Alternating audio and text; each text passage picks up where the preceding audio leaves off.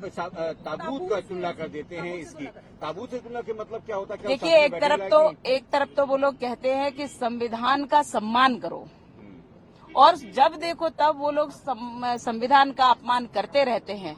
ये संसद भवन है, किसी का घर नहीं है, ये पूरे देश का सम्मान है। इस पर इस प्रकार की बात करना ये तो अशोभनीय है और ये शर्मनाक है। सेंगोल को लेकर आप क्या बोलेंगे, क्योंकि सेंगोल को लेकर भी लगातार सवाल खड़े करते रहे हैं। वो तो अद्भुत है, वो देश को शक्ति देगा, वो यहाँ न्याय होगा, यहाँ विकास होगा, यहाँ जो भी निर्णय लिए जाएंगे वो अद्भुत होंगे। वो शक्तिदायक है, वो शक्ति स्तंभ है, वो कुछ और नहीं है। हमारे देश की धरोहर है, वो हमारी संस्कृति है। उसमें जो नंदी का शिखर बना हुआ है, इसका तो जो लोग हमारी भारत की संस्कृति से नहीं जुड़े, भारत के ही नहीं है एक्चुअली, वो लोग तो कहेंगे इसको।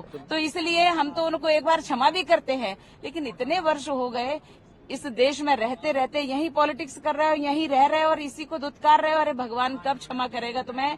मुझे तो नहीं लगता कभी क्षमा करेगा। कहना चाहेंगे जो नहीं शिरकत की है आज के दिन, जो ऐतिहासिक पल है 21वीं सदी का, जो नहीं शामिल हुए क्या आज मौके पर? हाँ, वो दुर्भाग्यशाली हैं, क्योंकि ये स्वर्णिम इतिहास है। ये संविधान का वह स्तंभ है जहाँ पर जब कुछ नया हुआ है तो आप सम्मिलित होइए। अगर आपकी कोई नाराजगी है, कोई बात है, तो आप बैठ करके कह सकते थे, लेकिन उनका दुर्भाग्य है और ये सत्य है कि शुभ काम में कुछ लोग नहीं आ पाते। ये ईश्वर की कृपा होती है। सेंगोल को लेकर तमाम सवाल खड़े किए गए, लेकिन सभी धर्मों के धर्मगुरु आज यहाँ पे प्रार्थना करते नजर आए। सभी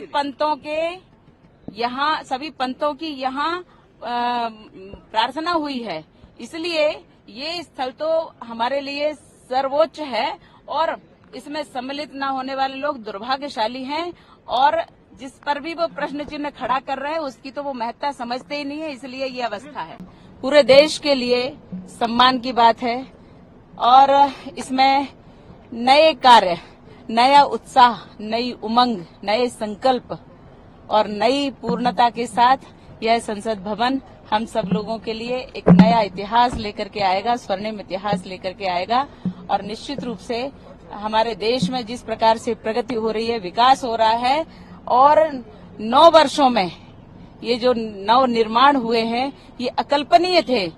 सोचा होगा कभी किसी ने कि बनाना है, आवश्यकता है, लेकिन जो संकल्पित होता है और संकल्प सिद्धि की ओर जाता है तो वह माननीय नरेंद्र मोदी जी के प्रयास से हुआ है। उनके शासनकाल में, उनके प्रयास से, उनकी कल्पना से, और ये जो साकार हुआ है आज, हम सब इसके प्रत्यक्षदर्शी हैं और साक्षी हैं। इसलिए पूरे देश को मैं अपनी ओर से बहुत बहुत बधाई देती हूँ। लेकिन आरजेडी के लोग